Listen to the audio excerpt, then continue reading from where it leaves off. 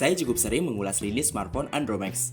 Namun baru kali ini saya nemuin smartphone Andromax dengan desain yang lebih elegan ketimbang seri Andromax lainnya.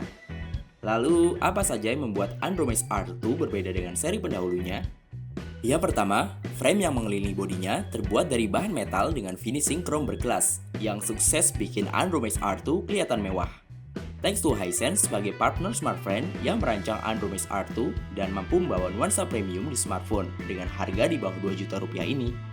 Yang kedua, bagian belakang Andromax R2 kalau dari jauh kelihatan kayak seri Sony Xperia Z yang berbahan kaca. Tapi kalau dilihat dari dekat dan memegangnya, baru deh ketahuan kalau materialnya terbuat dari plastik glossy. Jujur saya kurang suka dengan material ini, karena mudah meninggalkan sidik jari. Apalagi warnanya hitam pekat begini, jadi kelihatan banget kan bekas sidik jarinya. Selain itu, plastik glossy lebih gampang kegores ketimbang plastik doff. Saya sih belum coba untuk gores apapun, tapi jadi ingat pengalaman pakai HP dengan material serupa, sering muncul goresan-goresan tipis yang mengganggu pemandangan.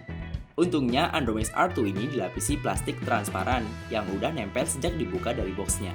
Build quality-nya cukup solid, rasanya pas dalam genggaman tangan karena material bodinya kesat dan gak gampang selip. Yang ketiga, beda dengan seri Andromax R yang back covernya bisa dilepas, Andromax R2 ini mengusung desain unibody, di mana baterainya nggak bisa dilepas. Ya, karena dengan desain unibody ini, dimensi R2 kelihatan lebih tipis, yaitu 77 mm, dengan bobot yang cukup ringan. Belum tahu sih beratnya berapa gram, yang jelas pegang R2 serasa pegang HP mainan anak-anak. Enteng banget. Lalu gimana dengan layarnya?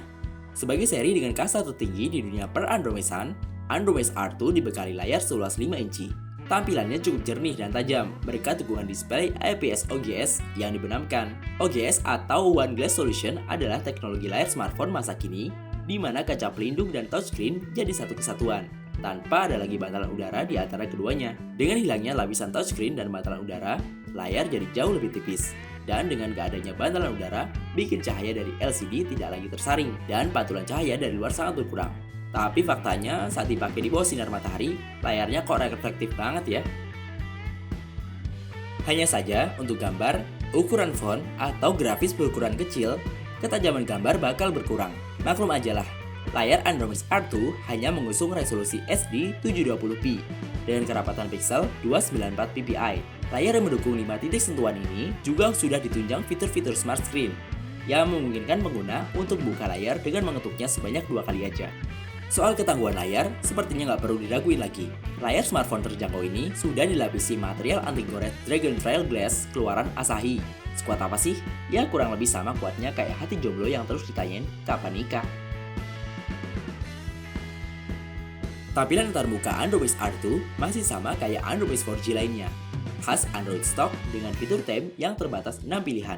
Tapi kini dengan versi OS Android Lollipop yang lebih baru, yaitu versi 5.1.1. Baru 2 hari pakai, saya udah disuguhin update firmware untuk meningkatkan berbagai fiturnya.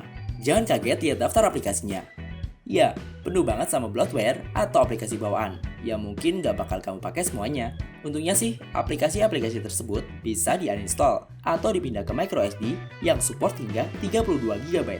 Urusan performa, Andromax R2 mengalami peningkatan kemampuan dari sang kakak. Kalau si R diotaki Snapdragon 410, R2 ini udah setingkat lebih melesat dengan Snapdragon 415. Lalu apa bedanya?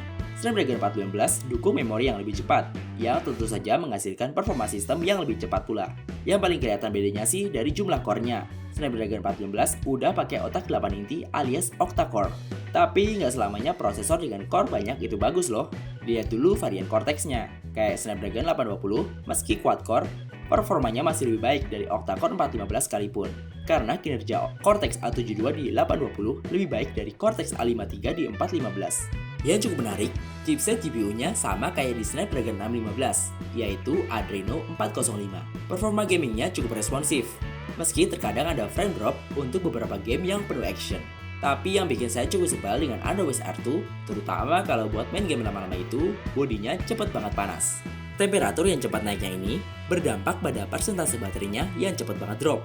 Untuk penggunaan yang relatif sedang, kayak buka media sosial, browsing sambil sesekali streaming YouTube, screen on time baterai lithium polymer berkapasitas 2320 mAh ini hanya bertahan di angka 3 jam.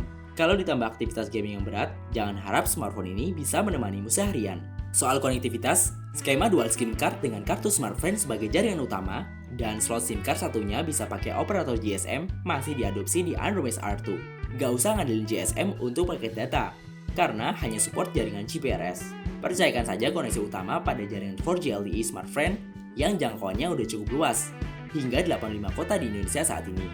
Dan tentu saja bisa True Unlimited tanpa FUP, cuma 75.000 sebulan, selama masih promo dan nggak dipakai torrent ya. Bicara LTE, ada yang spesial di Andromex R2, yaitu udah dukung VoLTE alias Voice over LTE.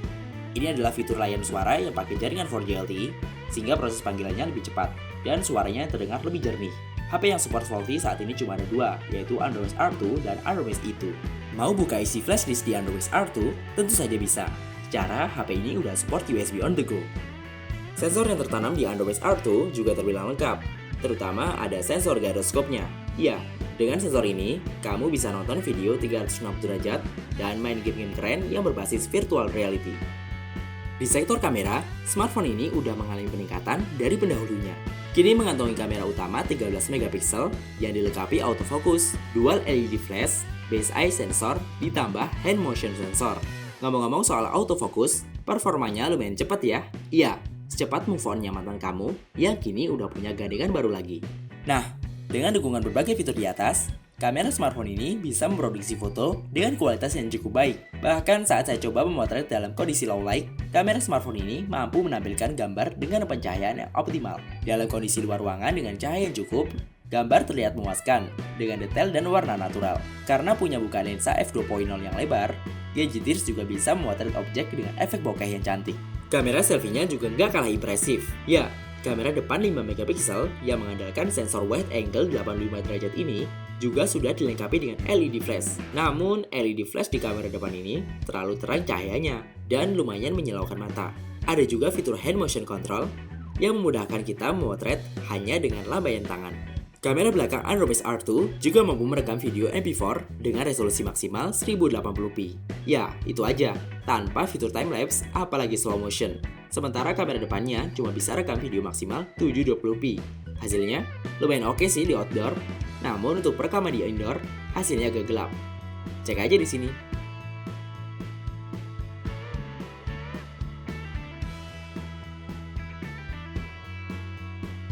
Hadirnya Dolby Digital Plus memungkinkan Gadgetirs mendengarkan suara yang lebih baik dan memberikan pengalaman suara yang optimal dengan kualitas suara sinematik.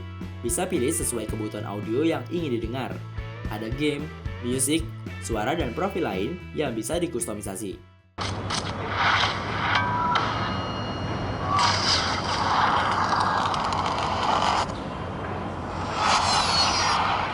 Tapi lebih baik dengerin via earphone ya. Soalnya kalau dengerin audio via speaker, gak akan terasa perbedaannya. Oh iya, earphone bawaan rasanya kurang nendang buat dengerin musik. Jadi kalau pengen maksimal, mending beli earphone lain yang bagusan.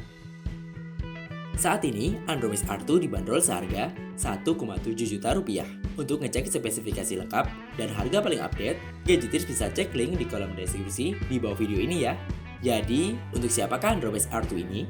Terlepas dari kapasitas baterai yang minimalis, Andromex R2 sangat bisa diandalkan untuk Gadgetirs yang pengen punya HP 4G LTE terjangkau dengan desain yang gak kayak HP murahan.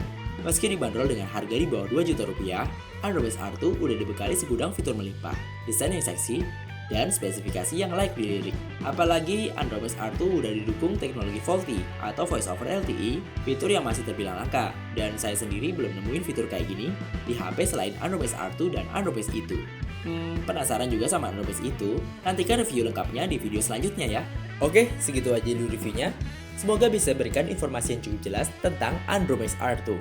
Jangan lupa untuk like, komen, dan pasti subscribe supaya kamu gak ketinggalan info kalau ada review gadget terbaru dari kami. Oh ya, smartphone gak bayar saya untuk bikin video ini, karena video ini adalah 100% pendapat saya tentang Andromex R2. Saya Arya dari Gadget Gaul undur diri, sampai ketemu di video review selanjutnya.